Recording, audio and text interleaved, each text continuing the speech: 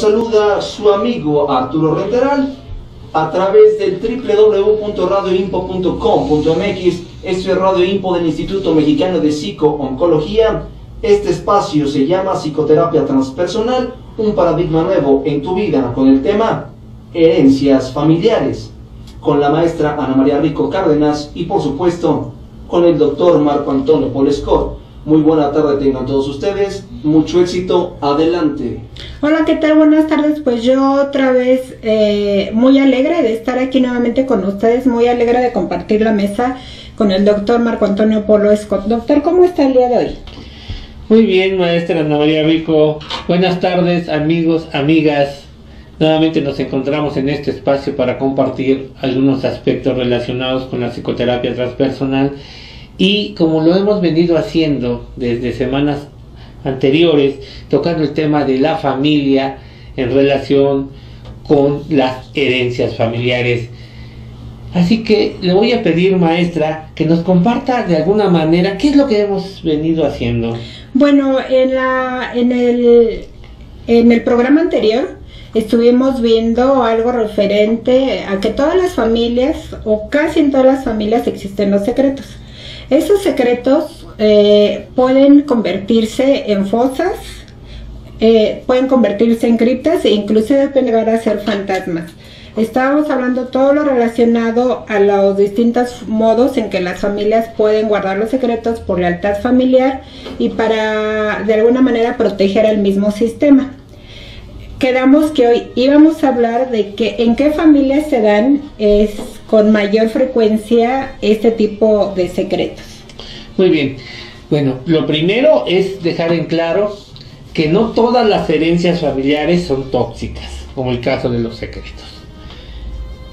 Las herencias son de tipos distintos. Podemos así como catalogarlas en lo nutritivo y en lo tóxico. Y dentro de lo nutritivo, pues por mucho nos permiten funcionar y le dan sentido a nuestra experiencia de vida. A través de estas herencias nos consolidamos y somos parte de un sistema. Recordando que ser parte de un sistema involucra, entre otras cosas, sentirse parte de él, pero al mismo tiempo que los demás me reconozcan como integrante. Es decir, decimos en psicoterapia transpersonal, la familia, viendo a sus integrantes, es sagrada. Y como consecuencia sus integrantes son sagrados. Quien se mete con un miembro de la familia se está metiendo con toda la familia. Así como en aquellos conflictos donde de alguna manera alguien se acerca a hacer daño a uno de ellos y entonces todos los demás se unen a pesar de las diferencias que hayan previamente para contrarrestar el ataque o para atacar a aquel que atacó. Algo que es importante decir de lo que hemos venido haciendo es lo que sucede con las fosas y por qué de las fosas.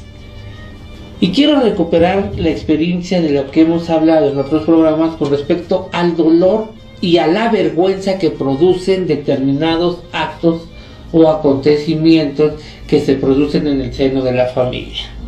Y que por lealtad familiar se evita hablar de ellos. Posteriormente, una generación después, en este momento de la fosa, lo que principalmente afecta es que el dolor que produce la vergüenza impide abrirlo hacia los demás y entonces queda ocultado, queda sepultado. ¿Qué acontecimientos? Bueno, pues las violaciones, los incestos y violaciones, los asesinatos, los homicidios, los accidentes fatales. Podemos decir los suicidios en términos generales que casi el 98% de los acontecimientos que se producen como consecuencia de un secreto están vinculados a dos elementos: a la muerte o a la sexualidad o sexo específicamente. Una generación posterior, ahora sí por lealtad familiar, tendemos a encriptarlos, a sellar esa fosa, de tal manera que ahora ya no solo no se va a hablar, sino no se va a nombrar. Y que el resultado de esto, una generación posterior, son los fantasmas.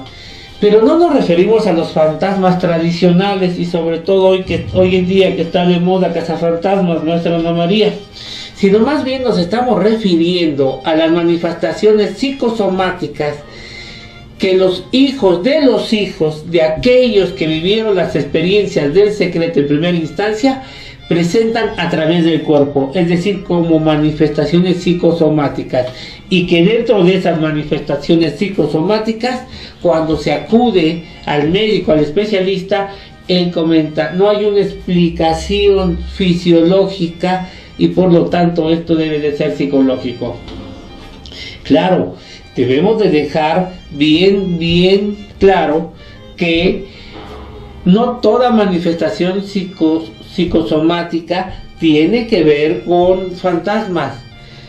Los fantasmas regularmente, en el momento que en terapia transpersonal los tratamos, traen consigo una historia, y esa historia tiene que ver con el pasado, y ese pasado con las herencias familiares, y en ese sentido es como podemos ubicarlos para buscar en nuestros antepasados ese acto que generó el secreto, que dio paso a la fosa en una generación, en la siguiente la cripta, y lo que está sucediendo con el fantasma. Pero un punto más, cuando tocamos un fantasma y hablamos de lo que provocó el fantasma, inmediatamente los síntomas desaparecen. Es inequívoco que estamos en presencia de una repercusión de lo que sucedió con nuestros antepasados. Dice la Biblia, mis antepasados comieron uvas verdes, y 3 o 4 generaciones después los hijos las padecieron. Claro, hasta en la Biblia viene nombrado este tipo de herencias familiares que van de generación en generación. Nos comentaba, doctor, que hay familias donde se dan con mayor fuerza todo este tipo de secretos, fosas, criptas, fantasmas. ¿Cuáles son esos tipos de familias? Bueno, las hemos separado a modo de estudio. Casi siempre comparten 2 o 3 de los aspectos.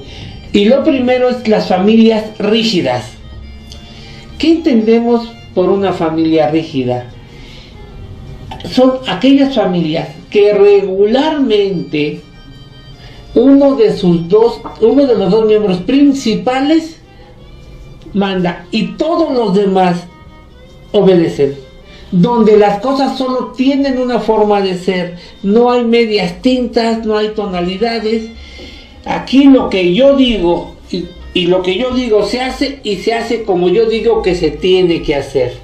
¿Porque incluso soy tu padre o porque soy tu madre? Exactamente.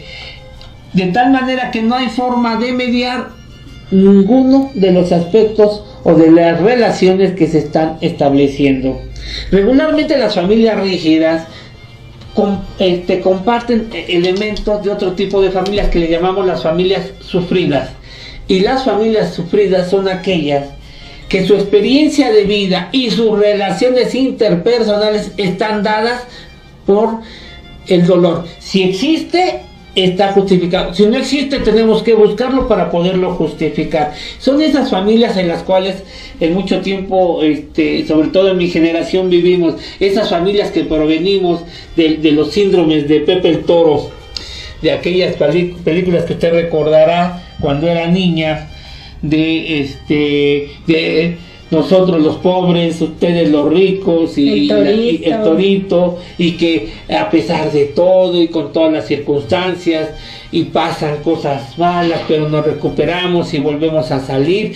Bueno, el drama lo tenemos tan claro, por ejemplo, en las telenovelas que se transmiten en las 2 principales cadenas televisoras de México, donde a pesar de todo y bajo las circunstancias que existen, está la Cenicienta y un príncipe azul que va a llegar, y que ese príncipe azul la va a rescatar, y curiosamente la Cenicienta es la más hermosa, la más maravillosa. Recuerdo una novela, María la del Barrio, y todos los tipos de Marías que han transcurrido por estos programas televisivos, que son novelas que solo se van renovando en actores, pero el drama es el mismo. Así es, así como usted dice, María la del Barrio, yo tocaría el tema de una telenovela de más de mi tiempo, me refiero ahí a los años 60, La Gata. Y para no equivocarnos mucho, Rina de los años 70, ahí con esta muchacha Rina que es jorobada, que no tiene formación ni preparación, que se enamora del hijo de un rico, Carlos Augusto, y que por cierto ese nombre se volvió muy de moda en su tiempo, y que a pesar de todo y contra todo, se sale adelante. Esos son tipos de familias que vivían en la enfermedad o que viven en la enfermedad porque tienen una serie de conflictos constantemente. O sea, no es esporádicamente como todas las familias lo tenemos, sino día tras día sucede un drama. Sí, les llamamos familias sufridas. Y yo no quisiera decir como aquellas familias, porque en muchas ocasiones cuando ya empezamos a revisar nuestras familias nos damos cuenta que tal vez el río no corre tan lejos, sino también de este lado corre. De vez en cuando. De vez en cuando, me imagino que así será, maestra Ana María Rico. Pero ¿qué le parece si vamos a un corte y en unos momentos más regresamos? Estupendo, en un momento regresamos contigo. Recuerda que queremos oírte, queremos escucharte, así es que estamos abiertos para todas tus preguntas. En un momento continuamos. Si eres psicoterapeuta de cualquier corriente y te gusta mi programa, suscríbete al canal y da clic en me gusta. Y bueno, es así que estamos de regreso en tu programa Psicoterapia Transpersonal, un paradigma nuevo en tu vida, con la maestra Ana María Rico Cárdenas y el doctor Marco Antonio Polesco. La frase del día de hoy es la siguiente y dice así: el sabio no dice nunca todo lo que piensa, pero siempre piensa todo lo que dice. Aristóteles. Y un día como hoy, 1 de agosto, pero de 1856, se pone en circulación la primera estampilla postal en México. Y en 1900, el bacteriólogo y cirujano estadounidense Walter Reed confirma la teoría de la transmisión de la fiebre amarilla por los mosquitos. Esto es Psicoterapia Transpersonal, un paradigma nuevo en tu vida, y ellos son los profesionales titulares de este espacio. Adelante. Pues mira, doctor, cómo los alumnos están atentos. Osiris nos pregunta, ¿cómo se pueden reflejar esas manifestaciones psicosomáticas de las que están hablando? ¿En qué parte del cuerpo? Ok, regularmente son dolores, son malestares que posiblemente en algunos de los pacientes se van incrementando a través del tiempo. Incluso pueden ocultarse como consecuencia de algún tratamiento médico, pero por muy breve tiempo. No hay una parte del cuerpo, está vinculada al acontecimiento, es decir, si en el momento en que se generó el secreto, en ese acontecimiento, en ese evento, hubo un dolor que se manifestó principalmente en el abdomen, regularmente es en esa zona donde se da. Si fue en alguna de las extremidades, de igual manera. Lo que finalmente quiero decirte, Osiris, es que no hay un punto específico en el cuerpo que podamos decir que es el asentamiento donde se colocan los secretos. Ok, en cualquier parte del cuerpo. Y Araceli Beltrán de Toluca dice que ella ya estaba en terapia, pero continúa con un recuerdo familiar muy doloroso y que qué podría hacer. Bueno, Araceli, posiblemente lo que hasta ahora se está haciendo está muy bien, y no tengo muchos elementos para saber qué tipo de terapia qué tipo de terapia estás trabajando. Sin embargo, todas las terapias son muy favorables para el trabajo. Posiblemente hay algo específico que se tenga que trabajar. Valdría la pena consultarlo con su terapeuta y que le diga: quiero trabajar este punto. Y en base a ese punto, hay que ver si hay algo más hacia atrás con tus antepasados. Es decir, ese recuerdo familiar es tuyo. Lo que me dice que estamos en presencia de un secreto que generó una fosa.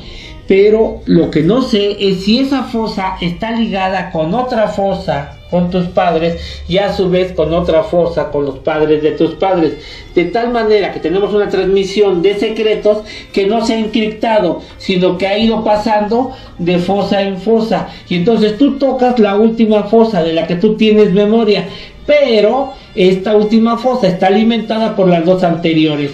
Entonces, en su caso, tal vez valdría la pena checar para unas sesiones el trabajo con lo transpersonal y en ese sentido poder llegar a más. Ahora, si te es posible y así lo deseas, mándame un poco más de información y con todo gusto puedo ir opinando y tal vez de esta manera puedas encontrar mayor claridad a lo que estás presentando. De cualquier forma, muchas gracias, Araceli. Ok, doctor, estábamos hablando de las familias rígidas y que cómo estas familias van construyendo sus códigos de creencias y las van transmitiendo. Así es, ya habíamos hablado que principalmente los secretos toman mayor fuerza en las familias rígidas. Existen las familias rígidas sufridas en esa combinación. Y regularmente las familias rígidas sufridas también son familias con moral o con doble moral en cualquiera de las dos vertientes. Y entonces, en las familias morales solo existe una regla: o es bueno o es malo, reforzando la rigidez. Como consecuencia de esto, tenemos que las familias rígidas necesitan un sostén. El sostén regularmente se puede dar a través de la moralidad o de la doble moralidad. Es decir, el juicio a los otros de lo que no se debe de hacer, pero solo para los otros. Esa sería la doble moral. La doble moral, como esa máscara que protege. Es que regularmente las familias morales tienen una parte doble, de doble moral. Es decir, la moralidad que le aplican a los demás, pocas veces, muy pocas veces la aplican ellos, aun que a través de sus actos y acontecimientos visibles para los demás sean altamente moralistas. En el lado oscuro no siempre mantienen la moral. Por eso es que detrás de una persona altamente moral tendremos que buscar o preguntarnos cuál es su lado oscuro y en su caso de poseerlo, cómo es este lado oscuro. Entonces, en las familias moralistas se juzga de una manera distinta hacia afuera. Así es. Entonces, cuando decimos hacia afuera, no nos referimos hacia afuera de la familia, sino hacia adentro de la familia, a los otros integrantes. Se puede juzgar a los de afuera haciendo la comparación, o sea, fíjate lo que hacen aquellos, porque implícitamente se está poniendo en juego lo que hace la familia. Entonces la familia es buena y los de allá son malos. El pecado es malo, lo que hacemos nosotros por medio de nuestros actos es bueno. Incluso podemos encontrar una regla: entre más moral, sufrida y rígida es una familia, más secretos, fosas, criptas y fantasmas posee.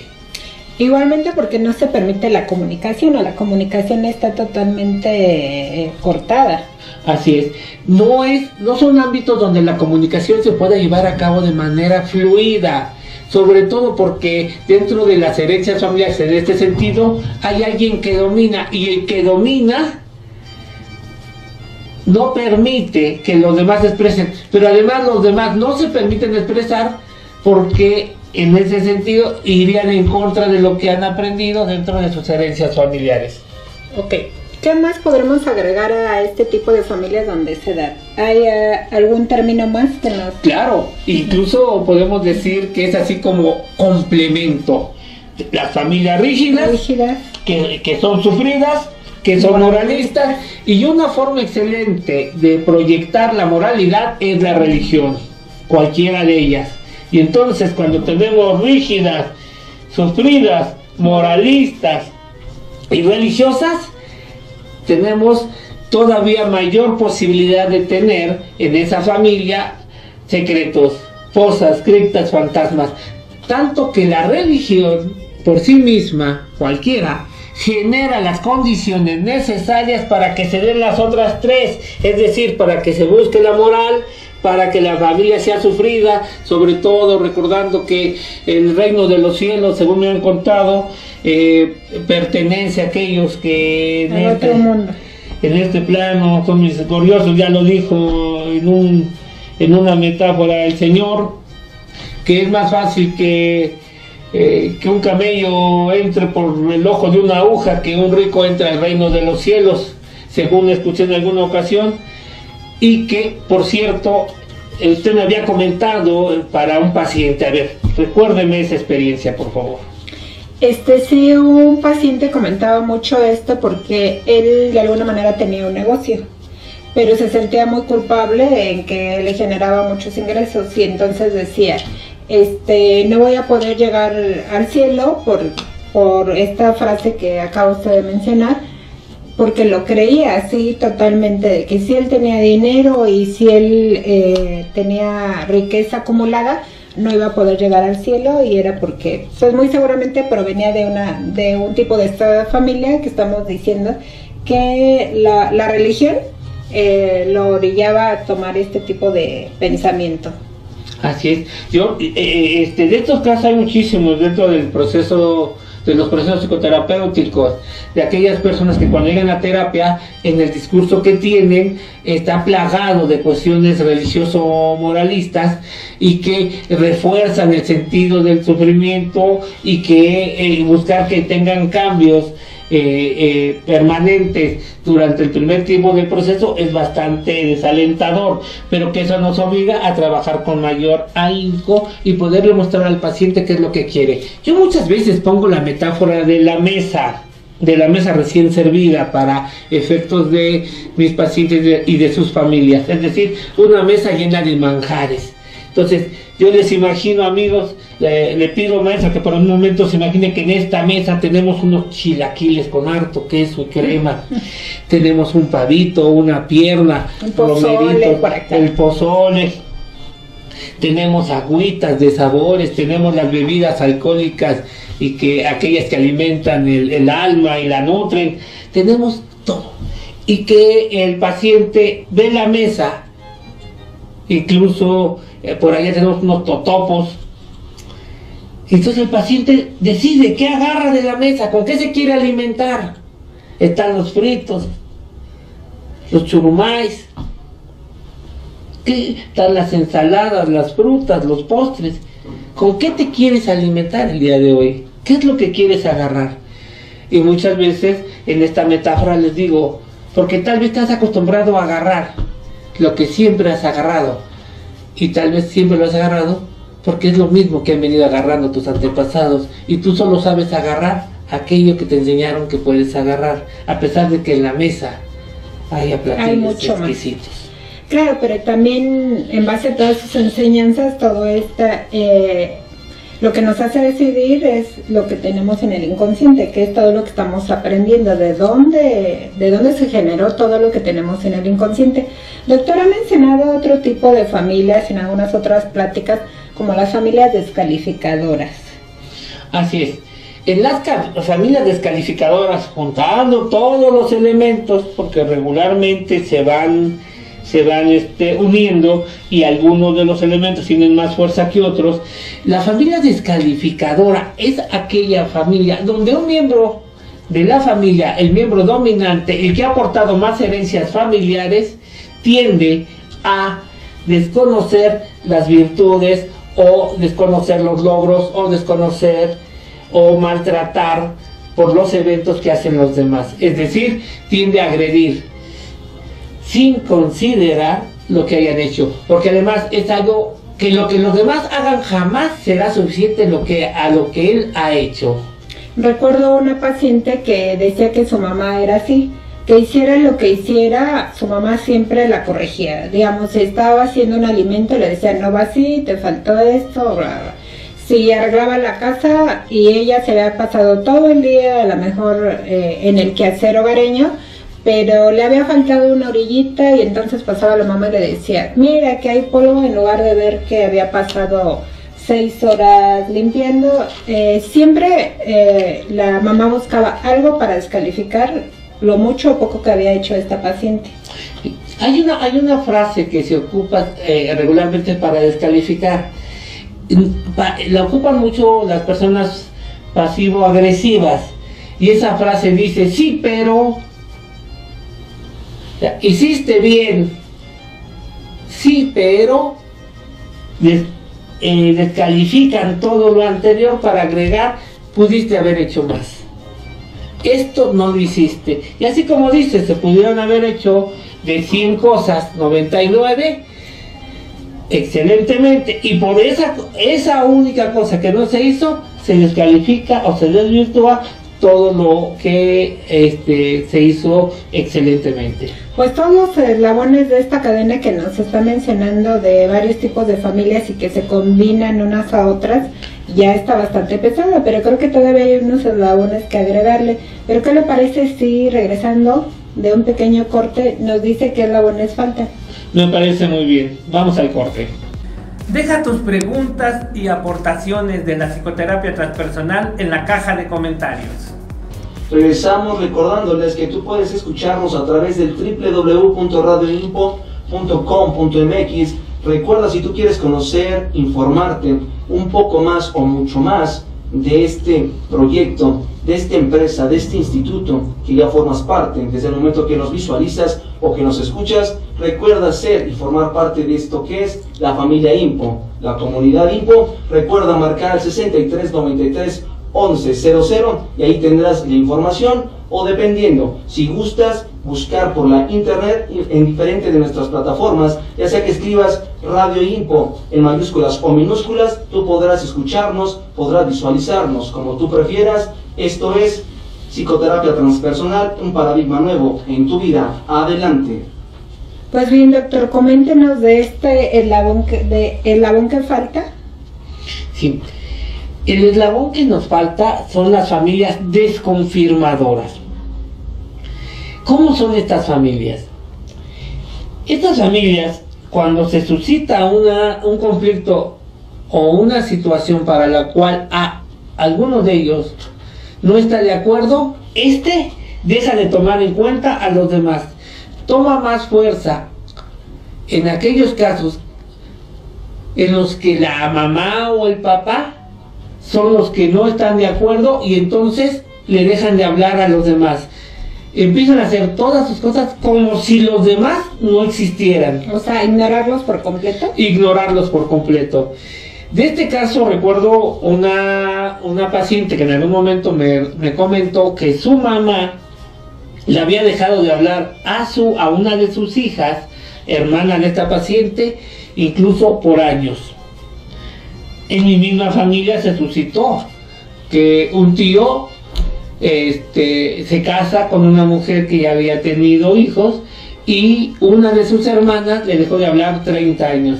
Por cierto, cuando el tío muere, la primera que estaba en fila, y por cierto, también fue la que siguió la carroza fúnebre hasta el panteón, fue esta tía, la cual estuvo desconsolada, y a partir de ese día vino un declive en su salud que finalmente produjo su muerte. Las familias rígidas, sufridas, moralistas, religiosas, descalificadoras, tienden a tener un miembro desconfirmador. Pero esto se potencializa si ese miembro desconfirmador es uno de los progenitores, de tal manera que ahora sí ya tenemos un cuadro completo de aquellas familias donde los secretos toman mayor dimensión, donde no es fácil hablar de lo que sucede. Y por eso decimos que muchos de los secretos no están en función de lo que sucedió, sino la forma en que la familia lo percibió. ¿Y cómo romper esta cadena para que no se siga de generación en generación? Lo primero es hacer consciente, yo como miembro de mi familia, cómo funciono, y posteriormente empezar a realizar los cambios que a mí me corresponden para generar una nueva familia que no comparta la rigidez, el sufrimiento, esa doble moralidad, la religiosidad fundamentalista, que no comparta el descalificar o el desconfirmar.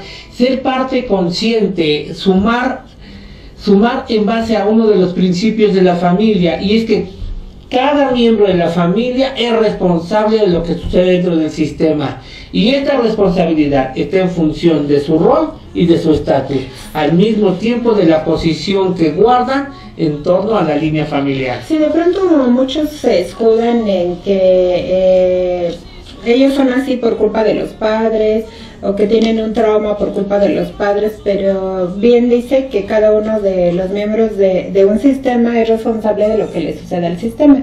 Y si esta persona que hace un poco de conciencia no quiere que vuelva a suceder lo mismo, digamos, con sus hijos, pues tendría que tomar mayor conciencia y tal vez escarbar un poco allá atrás para ver qué más pasó, pero no con el afán de descalificar, sino precisamente de entenderse mejor para poder potencializar todo de lo que es capaz esta persona, ¿no? Así es. Una de las cuestiones que tendremos a decirle a nuestros pacientes es que por algún tiempo, o todo el tiempo que ellos lo quisieran, dejemos de juzgar lo que hicieron nuestros antepasados, porque ellos hicieron muchísimo, tanto que por eso nos encontramos hoy aquí, o por eso ellos llegaron a un consultorio a hacer el trabajo que corresponde.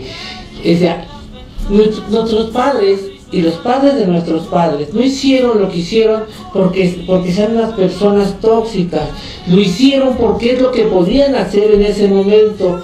Y retomando algunos elementos podemos decir que hicieron lo mejor que podían hacer para ese momento.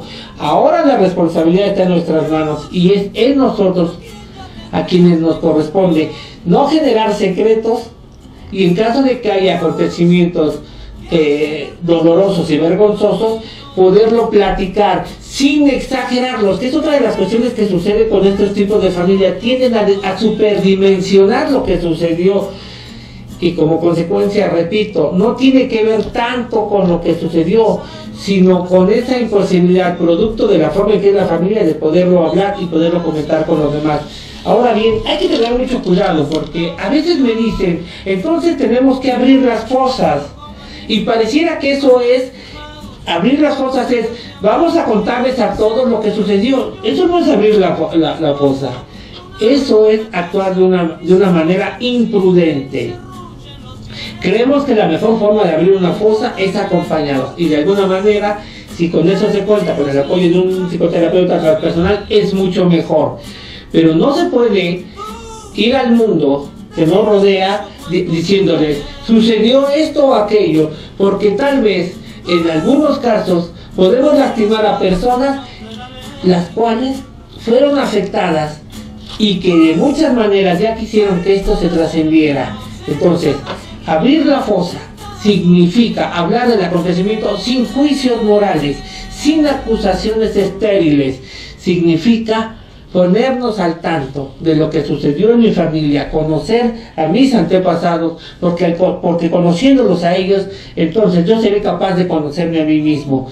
Y cuando yo me conozco, vaya que sé que la persona hace los cambios que necesita para regresar a la senda de crecimiento, para dejar de ser una persona, un ser humano que se ha limitado con adaptarse al mundo que le rodea, con limitarse a los aspectos de lo que marca la sociedad.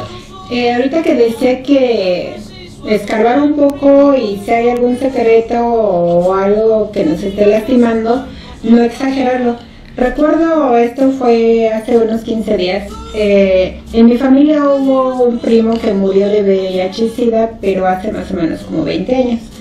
Entonces le estaba preguntando yo a mi tía, que era la más cercana, como recordando a ese primo que había morido de VIH, muerto, sí, me disculpas, y ella dijo, acuérdate que se murió de esa enfermedad.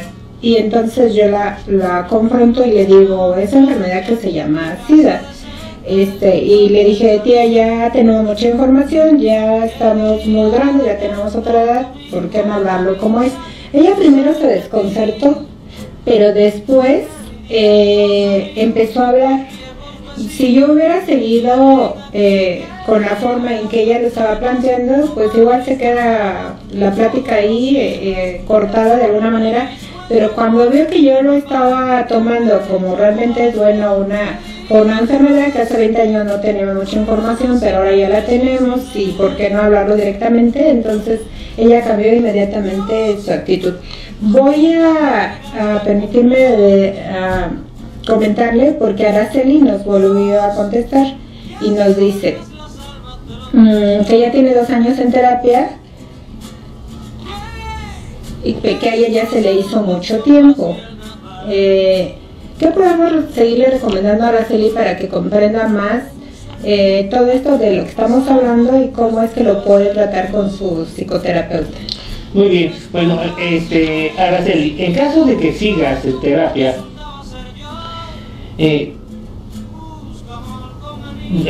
leo que era terapia familiar, seguramente ya hicieron un familiograma o trabajaron con algún instrumento para conocer la estructura de la familia.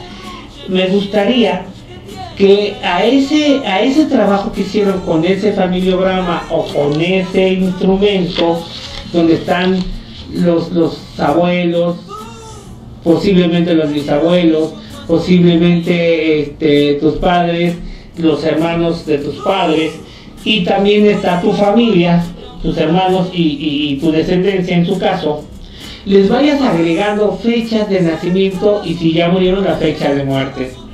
Al mismo tiempo, vienes poniendo características de las personas que conociste o de las personas que escuchaste.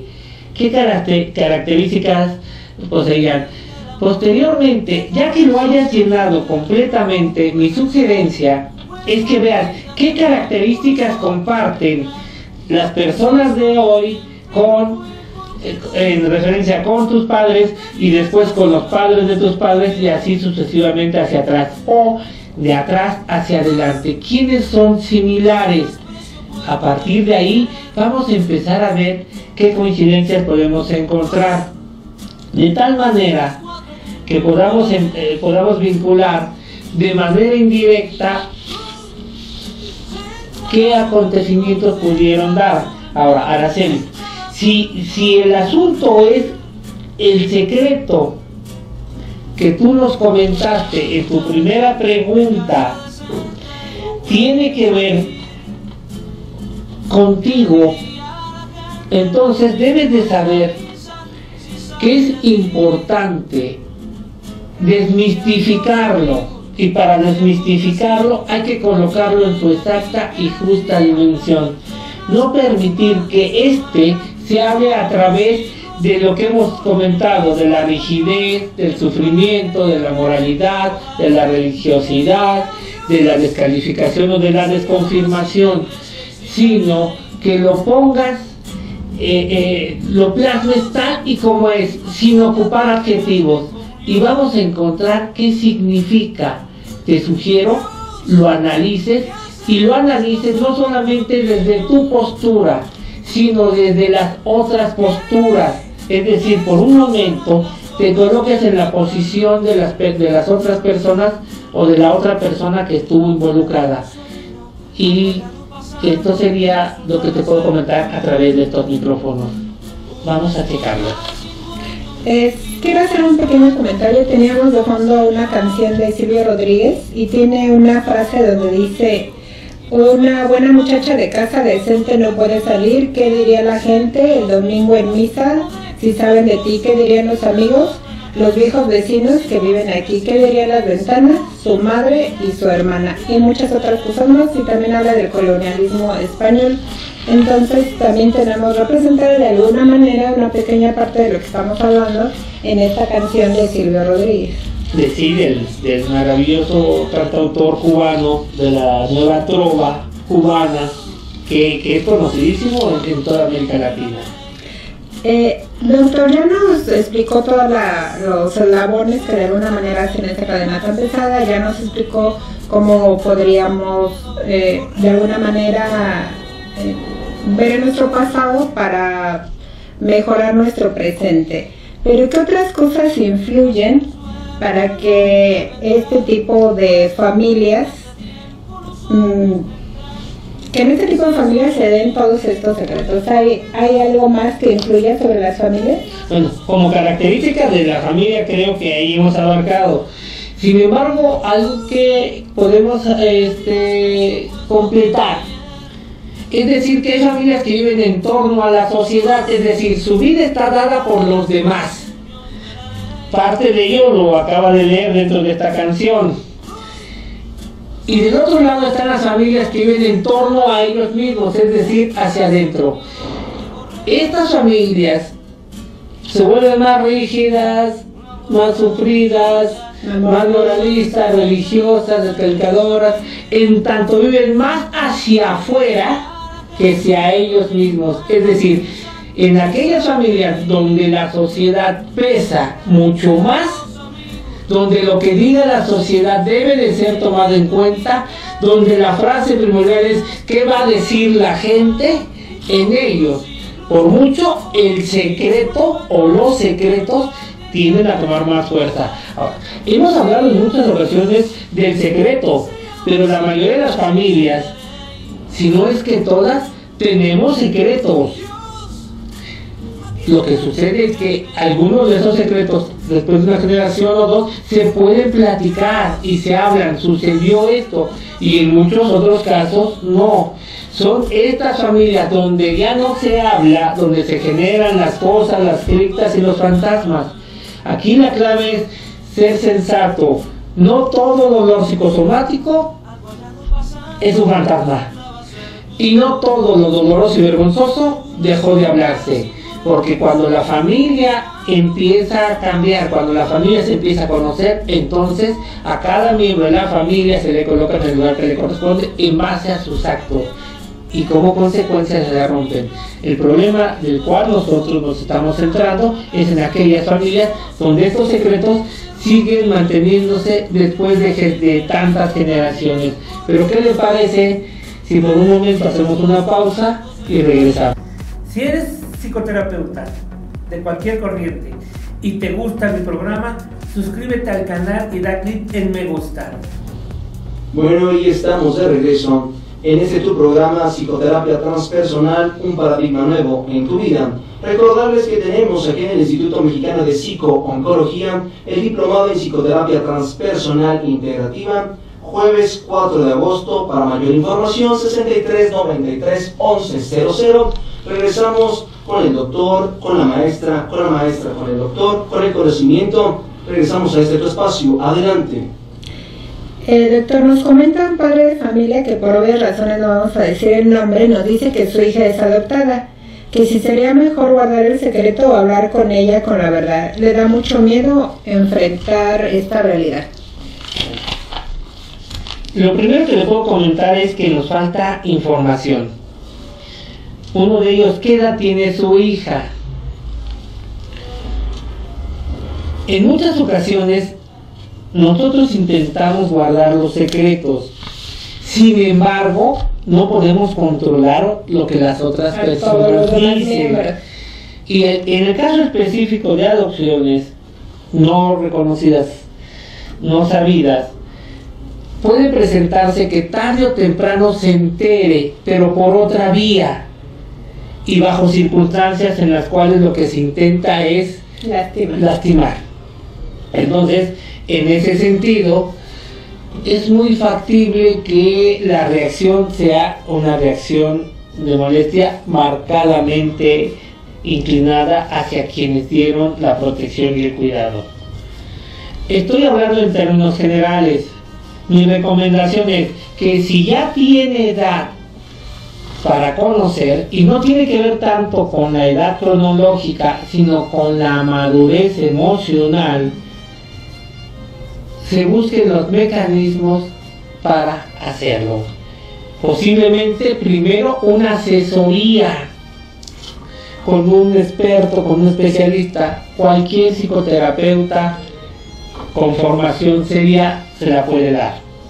Y aquí la cuestión es buscar el momento para decirle y poderle expresar cosas como: si a pesar de lo que sucedió y de tu forma de llegar a este mundo no llegaste de mí, por ejemplo, a pesar de todo eso te siento como una parte esencial de mi vida, porque contigo mi vida se dimensionó, cambió. Hablarle con toda la sinceridad y la honestidad del mundo, poderle expresar los sentimientos y cariños. Es posible que en algún momento dado se presente alguna inestabilidad emocional por parte de la hija, pero es esperado. Lo no normal es que no presente ninguna reacción. y que incluso presente una serie de preguntas como, bueno, si no soy tu hijo biológico, si no soy tu hijo, a lo cual se le responde, no, si eres mi hijo. Tal vez lo que no eres es que no eres de mi biología, pero de todo lo demás eres mi hijo, incluso de mis herencias, porque creciste con mis herencias. Entonces, en ese sentido, si se tiene información y lo quiere saber y se quiere compartir, adelante. Por eso es que no es tan de bote pronto poder decir sí, díganselo o no díganselo, porque con lo poquito que tengo aquí y leyendo textualmente lo que me llega, que es un padre de familia que su hija es adoptada, que si sería mejor guardar el secreto o hablar con ella, con la verdad, y dice, me da miedo enfrentar la verdad. Y es normal, y es natural, y es esperado que tengas miedo. Es algo para lo cual no tienes experiencia. Lo que sí te puedo decir es que si tomas en cuenta el momento oportuno, bajo las condiciones oportunas, en el momento histórico oportuno, regularmente, la verdad prevalece por mucho, mejor que las medias verdades, los secretos o las mentiras. Si nos das mayor información, es posible que de la misma manera podamos hacer otros comentarios que nos apoyen, que te puedan apoyar y te puedan servir en este sentido. Ok, doctor, aquí hay otro comentario de Luis que dice, en mi familia nos hablamos por apodos. Quien manda es un hermano, no manda ni mi papá ni mi mamá. Y también tenemos poca comunicación porque nuestras labores son de distinto tiempo.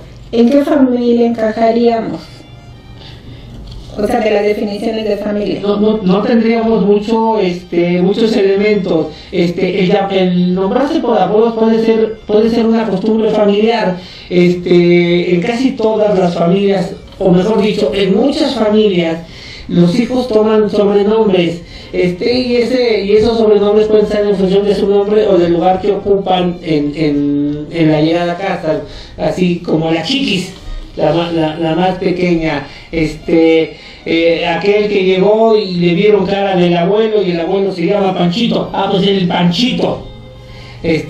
Tenemos los nombres, los diminutivos de nombres, Rosario, Chari. Entonces, la información que me proporcionan no me permitiría decirlo. Solo sé aquí que hay algo que es importante comentar, que si los dos progenitores no se encuentran en la cabeza, tenemos a otro uno de los hermanos que es el que dirige toda la familia.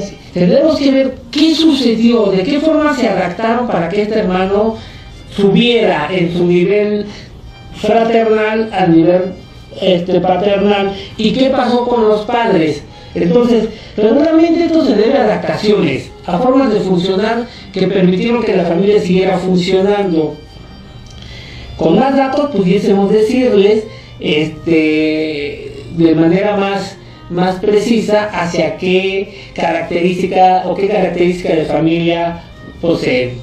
Claro, y recordar que hoy estamos viendo características de familias que de alguna manera viven más hacia la enfermedad, pero también hay familias que viven en el área de la salud y que también todas las familias vamos de la salud a la enfermedad y bueno, regresamos al área que frecuentamos con mayor medida, pero se pueden estar moviendo de una hacia otra. Así es. Así, y eso sobre todo a través de los distintos momentos históricos que vive la familia, y decirles, el único problema que existe es no saber a qué tipo de familia o qué características de familia tengo. Lo demás ha sido una forma de funcionar, ha sido producto de las herencias familiares y ha sido de la responsabilidad que cada uno de los miembros de la familia ha asumido en torno a ella. Entonces sería algo similar porque dice Betty, mis papás están divorciados, sin embargo hay días en que mi papá se queda a dormir con nosotros y actúan como una pareja normal. Esto le lastima a esta persona. Bueno, lo que le puedo decir es que ellos se pudieron haber divorciado legalmente, pero no se divorciaron afectivamente, y además no nos comenta cuando el papá se queda, ¿con quién se queda?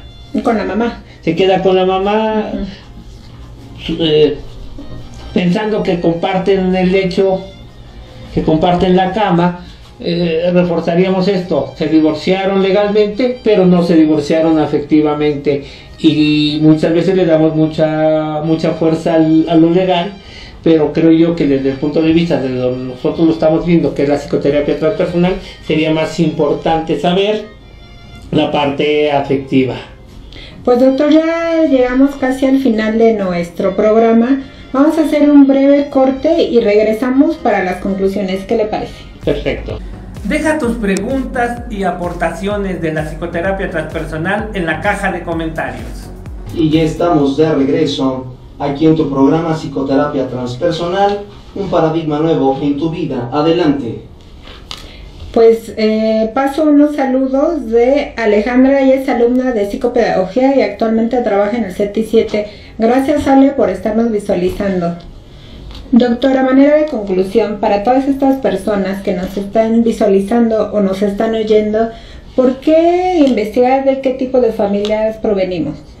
Porque al investigar sobre ellas, investigamos sobre nosotros, y no hay mejor manera de crecer que conocerse a sí mismo.